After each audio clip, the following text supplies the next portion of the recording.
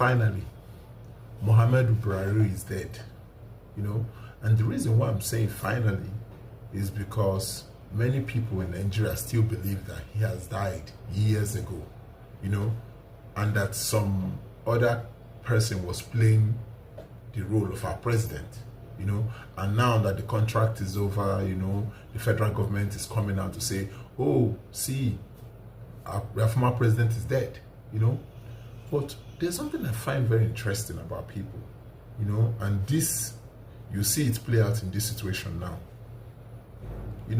When you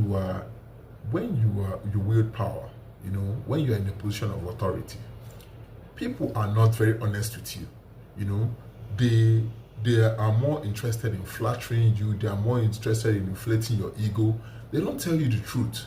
It happens in Nigeria, in America, it happens everywhere when you see people in position of authority. And people do that because maybe they are afraid of you, maybe wielding your power against them, either firing them or demoting them or transferring them to somewhere else that is not favorable. And people call that survival.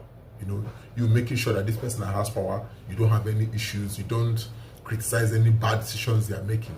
And so when people are in power, a lot of times they make bad decisions because they have people who cannot challenge their decisions, people who are afraid to be very objective with them. And you can see that happening in Trump's.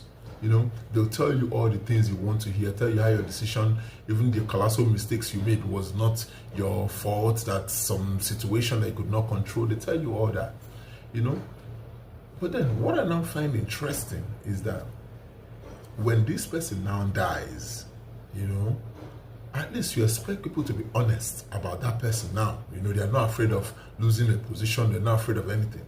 But what I find interesting is that people put on a charade, Then what you see is that people are talking about this person, but they're only saying the good things about them.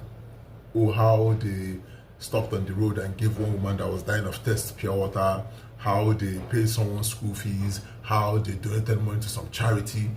Some even start making up fake things that didn't even happen and start preparing it like it's original, like it really happened, and that's what you see. So what happens then?